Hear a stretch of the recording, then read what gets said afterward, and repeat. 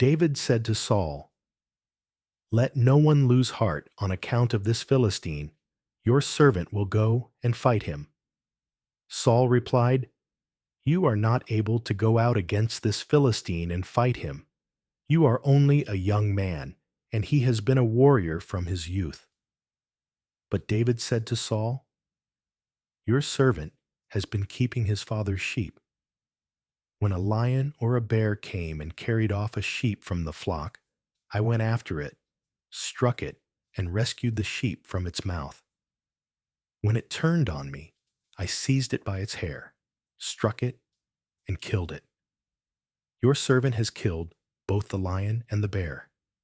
This uncircumcised Philistine will be like one of them, because he has defied the armies of the living God. The Lord, who rescued me from the paw of the lion and the paw of the bear, will rescue me from the hand of this Philistine." Saul said to David, "Go, and the Lord be with you." Then Saul dressed David in his own tunic. He put a coat of armor on him and a bronze helmet on his head. David fastened on his sword over the tunic and tried walking around because he was not used to them. "I cannot go in these," he said to Saul, "because I am not used to them." So he took them off. Then he took his staff in his hand, chose 5 smooth stones from the stream, put them in the pouch of his shepherd's bag, and with his sling in his hand approached the Philistine. Meanwhile, the Philistine, with his shield-bearer in front of him, kept coming closer to David.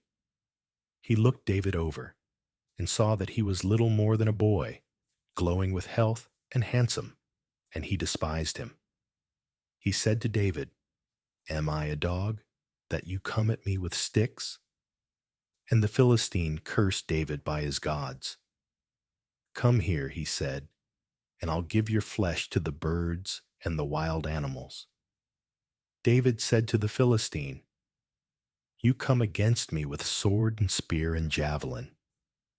But I come against you in the name of the Lord Almighty, the God of the armies of Israel, whom you have defied. This day the Lord will deliver you into my hands, and I'll strike you down and cut off your head. This very day I will give the carcasses of the Philistine army to the birds and the wild animals, and the whole world will know that there is a God in Israel. All those gathered here will know that it is not by sword or spear that the Lord saves. For the battle is the Lord's, and he will give all of you into our hands." As the Philistine moved closer to attack him, David ran quickly toward the battle line to meet him. Reaching into his bag and taking out a stone, he slung it and struck the Philistine on the forehead.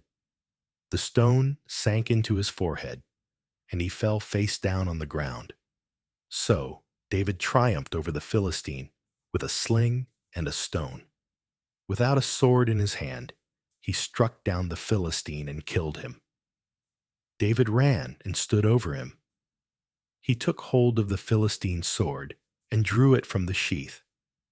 After he killed him, he cut off his head with the sword.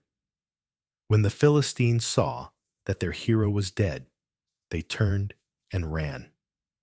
Then the men of Israel and Judah surged forward with a shout and pursued the Philistines to the entrance of Gath and to the gates of Ekron. Their dead were strewn along the Shaaraim road to Gath and Ekron. When the Israelites returned from chasing the Philistines, they plundered their camp